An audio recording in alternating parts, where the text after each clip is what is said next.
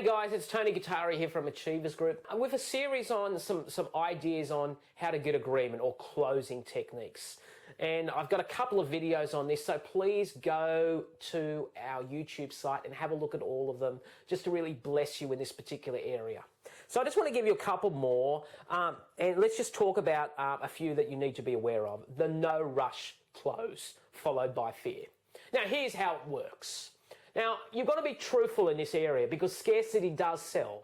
No rush, no rush. So you might be looking at a car and you say, look, Tony, there is no rush at the moment. And then at the end, as you're about to leave, okay, if it's genuine, if it's true, you could tap into your PC and say, look, John, I've just noticed that we only have 3 of those cars left or 4 of those cars left in the entire country. And I do know there is an enormous amount of demand on them and there is a 6 months waiting list. That is no rush followed by fear.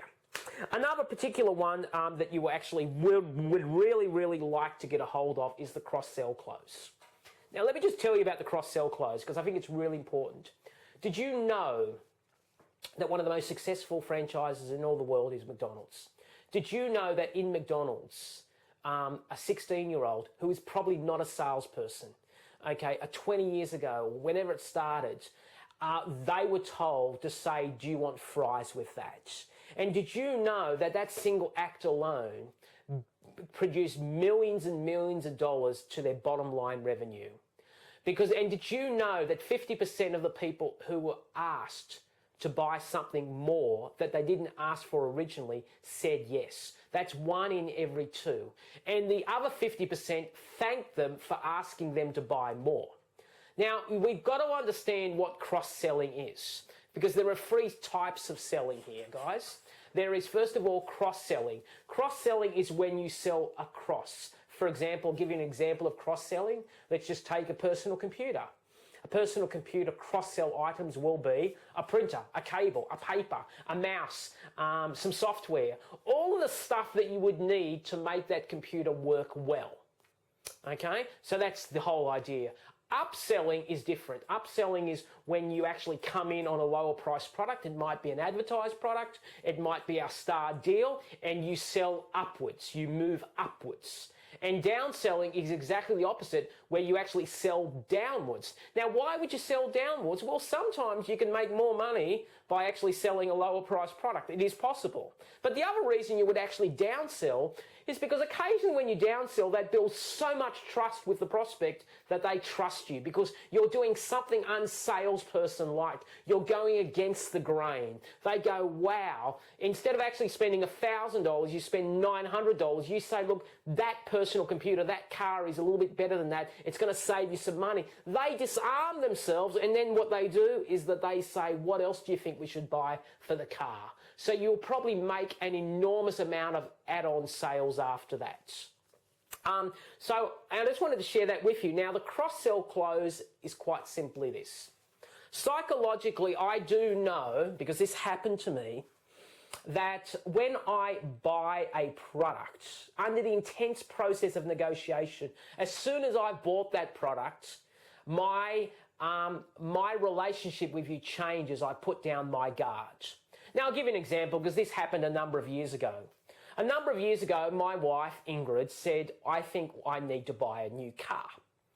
Now, I said to her, well, honey, why don't I buy it for you? Because clearly, I'm probably a better negotiator. And, you know, used car salespeople have been around a lot, and I didn't want these, you know, aggressive, assertive, sort of car salespeople, you know, tearing into my wonderful brides. So I said, I'll go there. And of course, you know, because we live in the internet and I'm not stupid, I went onto the internet a couple of days before and typed in the model that I was after, and I typed in the best price because a new car is a commodity. I don't care really where I buy it from, just as long as it's that particular brand and it's an original car. So, okay, so I go there. I already know. Now, this salesperson knows that. He's not stupid. He's probably seen millions of people like me So we do the whole argy-bargy. You know, we spend 45 minutes negotiating. I'm getting drained. You know, he's saying what a great negotiator I am. He goes to his boss, who is in a glass office. He goes there about 4 or 5 times trying to get me a better deal. He's playing good cop, bad cop. He says there's only 4 cars left in the entire country.